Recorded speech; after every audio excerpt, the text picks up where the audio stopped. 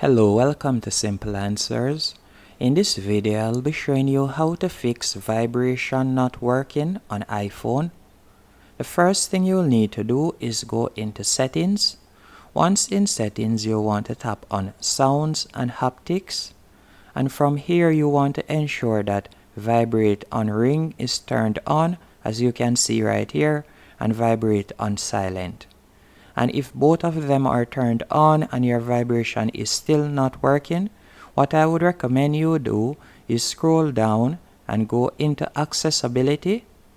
And from Accessibility, you're going to tap on Touch. Then you want to scroll down and you want to ensure that vibration is toggled on. As if this is not toggled on and the first example that I showed you is turned on, the phone will still not vibrate. So you want to ensure that vibration is toggled on in Accessibility, as you can see right here. And that's it. Hope you found this video helpful and informative on how to fix vibration not working on iPhone.